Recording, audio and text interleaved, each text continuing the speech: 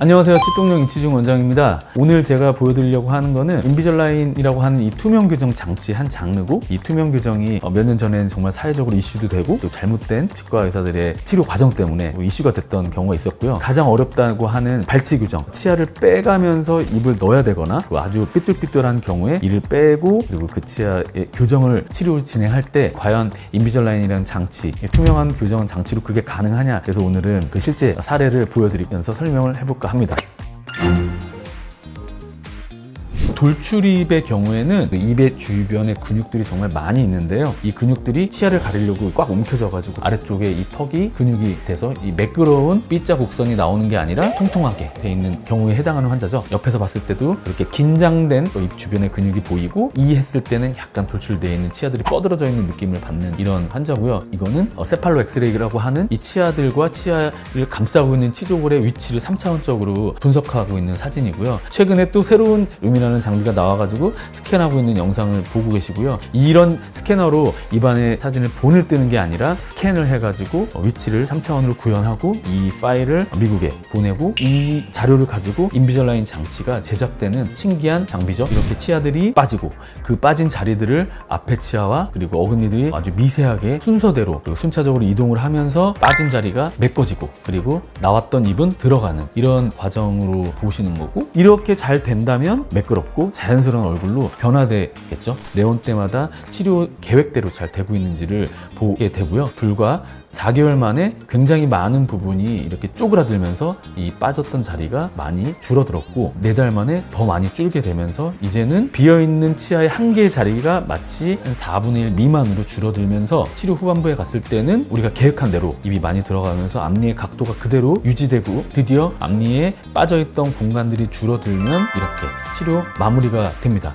철사가 없기 때문에 마치 이게 치료가 처음 중간에도 계속 끝난 것처럼 보일 수가 있는데, 여기에서 보이는 하얀 색깔 어태치먼트라고 하는 이 교정 장치를 유지하기 위한 작은 레진 부착물들을 다 떼고 나면 정말 치료가 끝난 거고요. 지금 보시다시피 이 주변에 입둘레 주위근이 수축이 되어 있지 않은데도 불구하고 굉장히 자연스러운 입술 모양을 보이고 있고요. 더 아마 활짝 웃었을 때는 지금 보이는 양보다는 더 보이고 더 자연스러운 모양일 거예요. 옆에 서서 봤을 때도 상당히 개선된 모습을 보이고 있고, 치아들의 각도가 개선이 되면 이 입술과 아래턱이 이어지는 이 B포인트라고 하는데요. 이 포인트가 후방으로 이동하면서 자연스러운 옆얼굴이 완성이 됩니다. 20대 초반인데도 불구하고 양악수술을 권유받을 정도로 굉장히 비대칭이 심한 경우에도 적용을 하고 있고요. 그리고 이 케이스도 치료 후반부에 접어들고 있는데요. 턱이 이 환자 기준으로 왼쪽으로 틀어져 가지고 비대칭으로 보이는 경우죠.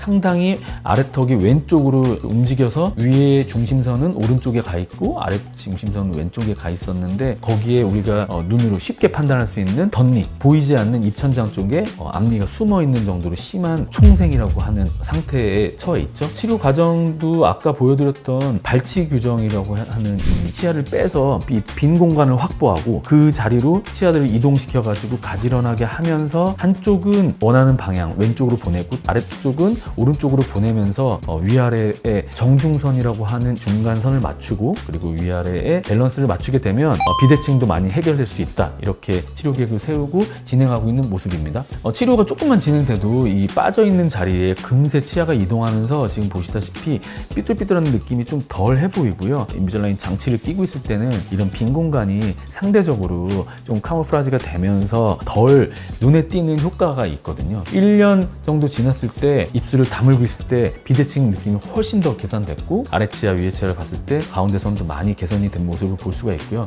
치료 전후를 보면 수술 없이 진행했는데도 비대칭이 많이 개선된 모습, 그리고 옆얼굴도 훨씬 더 자연스러운 모습을 보고 계세요. 진료실에서 많이 듣는 질문 중에 하나가 이 투명 교정이 어려운 케이스엔 잘 되지 않지 않냐, 이런 질문 정말 많이 듣고요. 동료 치과 의사들한테도 난이도가 높은 교정 케이스에는 적용하기 어려운데 어떻게 하고 있냐라는 질문들을 치과 동료들한테 많이 듣고요. 환자들한테도 의심 어린 눈초리로 걱정하시는 분들이 많거든요. 하지만 우리가 알고 있는 철사 교정도 철사가 메인 장치고, 인비절라인도 메인 장치, 투명한 장치에 여러 가지 부가적인 장치들이 있거든요. 인비절라인의 경우에도 우리가 필요하다면 아니면 고무줄도 사용하고 스프링도 사용하고 심지어 작은 나사까지 사용해가지고 원하는 치아 이동을 만들어내는 게 의사의 어떤 경험과 실력이고요. 이런 부분들이 잘 환자한테 적용이 됐을 때 더 좋은 결과가 나오겠죠. 그렇기 때문에 브라켓 교정이 오랜 동안 치과계에서 기본 장치로 사용되어져 왔듯이 최근 15년 정도에서 20년 전부터 이렇게 클리어 얼라이너라고 하는 이 투명한 장치가 대세로 자리 잡으면서 의사들의 경험과 그리고 실력이 점점점 축적되고 있다고 보시면 되고, 이 투명한 장치를 만드는 교정 장치 제작 회사가 굉장히 많고요. 오래된 회사들은 좀 더 많은 경험들을 축적하고 있고, 그리고 더 많은 데이터, 그리고 더 많이 의사들이 써왔기 때문에 검증되어 있을 거라고 생각하시면 되고, 그리고 그 외에 훌륭한 선생님들이 또 좋은 장치를 쓴다면